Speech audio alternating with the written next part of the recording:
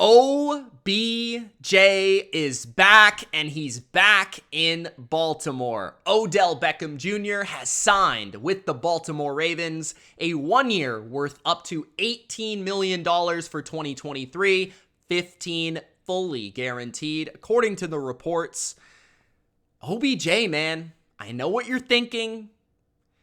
This seems like a lot of money for a guy that did not play last year and is past his peak and is now 30 years old, and we don't even know how good he is at this point.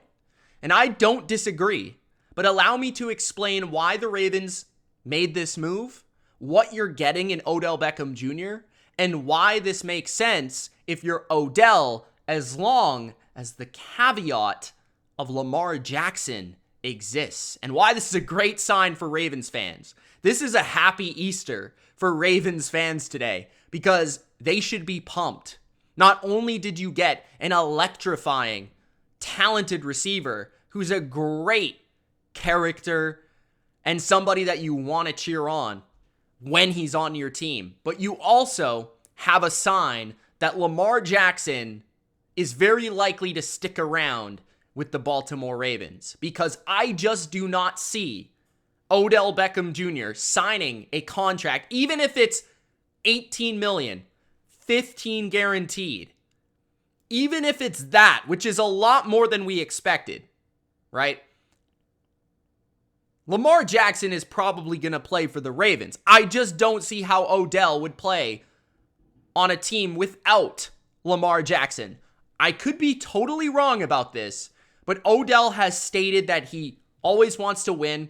And first and foremost, he wants to play with a quarterback that he respects, he admires, and they have kind of this mutual respect between each other.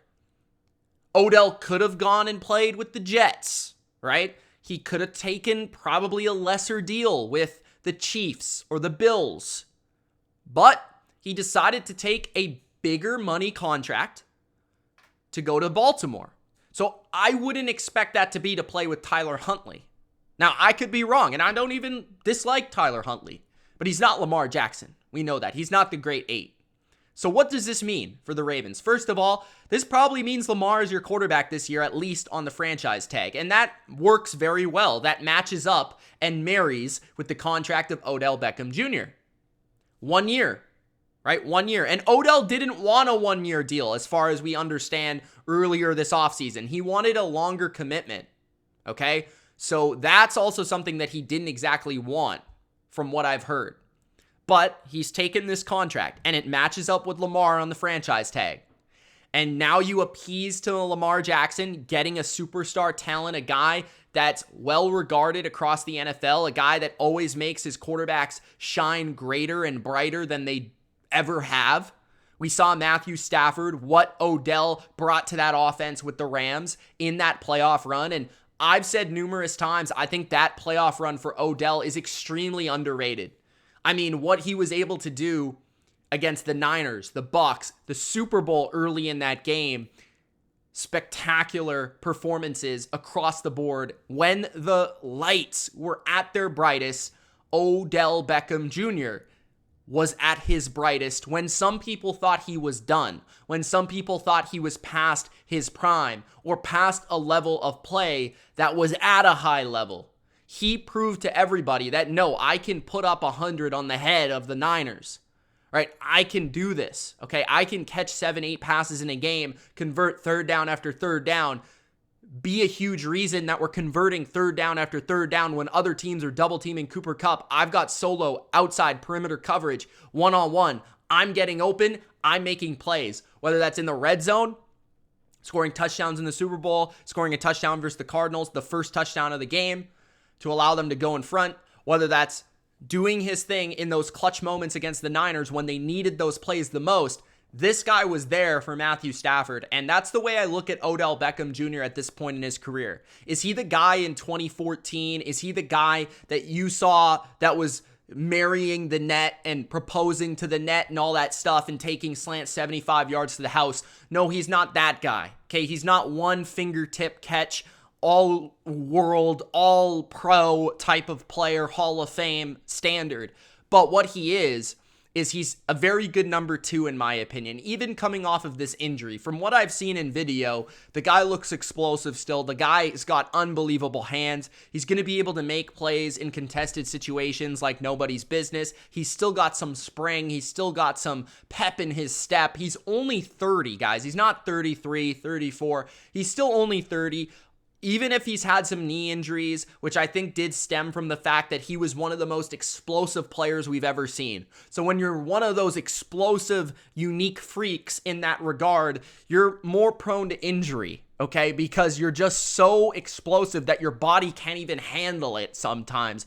And that's what happened to OBJ back early in his career. But I think this is a different Odell than what you saw early in his career. His ego has definitely subsided. You know, he's a family man now. He's married. He's got a kid. He's won a Super Bowl. He's been in locker rooms that have won. He's been in locker rooms that have lost. He's gone through the trauma of injury. He's gone through all of these different things and these experiences that he can bring to the table to the Ravens. He can bring to the table to this locker room, that he can help Lamar and everybody else in this, Rashad Bateman, in that locker room with Baltimore. So I'm a big OBJ fan. I always have been. I've always believed in the guy. But more importantly than that, I've always wanted to kind of get the haters to calm down, because this guy's had a lot of haters. I don't think as much anymore, but there's going to be a lot of people that tell you that this guy can't play anymore, and I'm here to tell you that he can, okay? I'm willing to put my reputation and my thought and my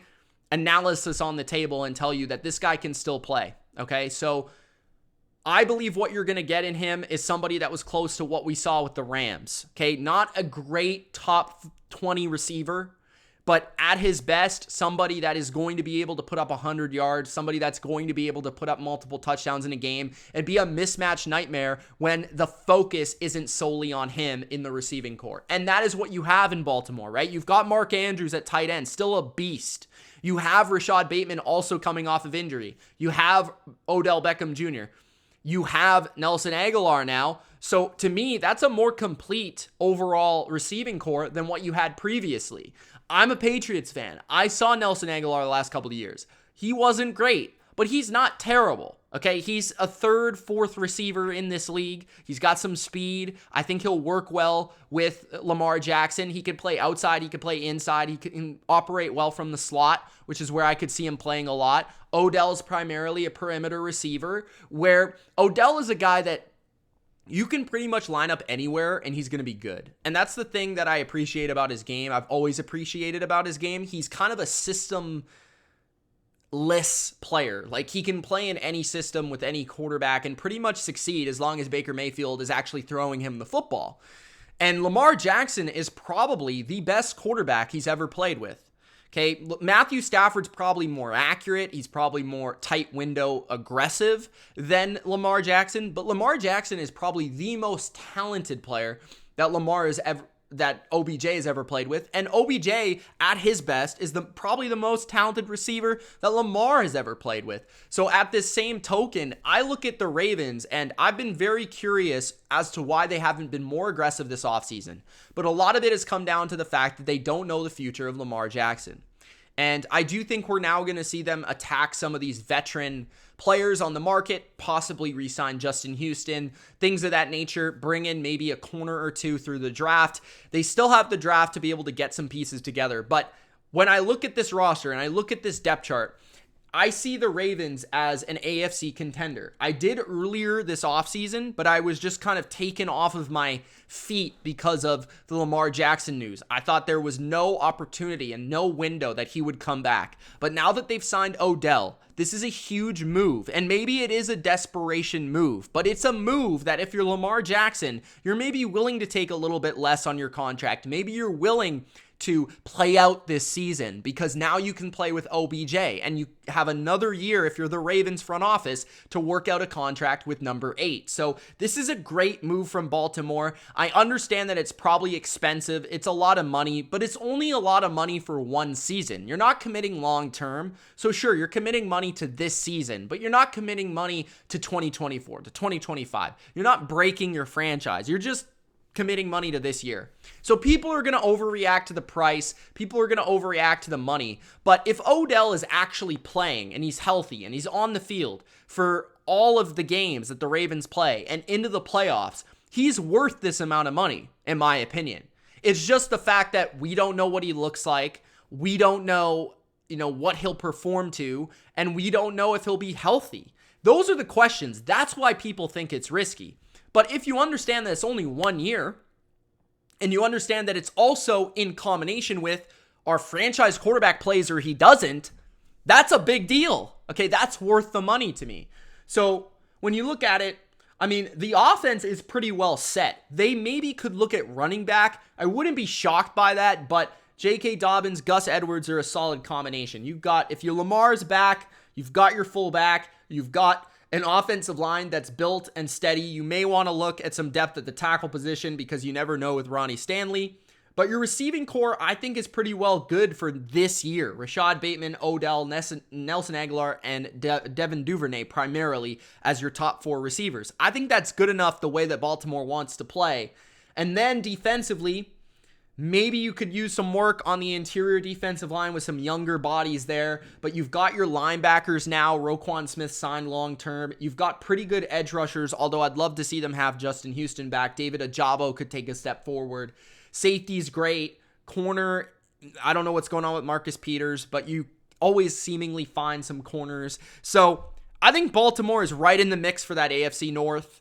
I think the Bengals are probably the favorite, but now with Odell, it gives them an option and it gives them more layers and opportunity to their offense, especially now considering it's a new offense under Todd Monken that's probably going to be more pass heavy, and you're going to get more out of these receivers. And Todd Monken is very good with his receivers and very good with his passing game over the years. Go back to his Tampa days and all that stuff. He did a very good job there. So I think that this is a good move for a variety of reasons. People are just going to look at the money and look at the player and look at that he didn't play last year. But I'm trying to give you more nuance to this situation. The fact that Lamar, this is maybe a make or break move for your quarterback. The fact that this is only 1 year of money. The fact that this actually makes you a real contender potentially in the AFC if you can make a couple other nice moves in the draft and things of that nature. And yeah, this is a team that's still in a window where you can win. So I don't see why not making this move. I've always wanted Baltimore to make a move like this. I've always wanted Baltimore to spend some money at receiver, to spend some capital at receiver, to trade for a veteran receiver. They've tried the rookie route. It hasn't always gone the best, right? Bateman hasn't developed quite into the player that we expected just yet. Injuries have hit. Marquise Brown was good, but not great. So Baltimore, I think, has needed to make a move like this, and I'm glad that they finally decided to do it. Now, you may disagree with the player and the choice and the money and all that, and that's fine, and people are going to rip into them for that, and that's fine, whatever. But I'm giving you my perspective, and I thought early this offseason that Baltimore had an opportunity to expose and to try to take that next leap in the AFC. And although we don't know if Peters or Houston or some of these guys that we thought would be back are going to be back, Calais Campbell is gone. But I think Baltimore, given a couple more savvy moves with some vets, now that they see that Lamar's probably going to play with Odell there, that's going to open up some things maybe for some cheap guys, or potentially, making some moves throughout the draft and being aggressive for the rest of the offseason in Baltimore, or maybe even at the trade deadline. I know Baltimore loves that. So the Ravens make a move here, a big splash in Odell Beckham Jr., a player that I think is still a very capable number 2 receiver, and I'm looking forward to seeing the guy play football again, because at the end of the day, he's an icon, and I love the player, I love the guy, and I love to see him do well, and hopefully he can stay healthy. Ravens fans, NFL fans, let me know your thoughts in the comment section below on Odell Beckham Jr. to the Baltimore Ravens, and what do you think this means for Lamar Jackson? Thanks for watching. Gronk, spike the like button, and don't forget to subscribe for more NFL breaking news just like this. Peace.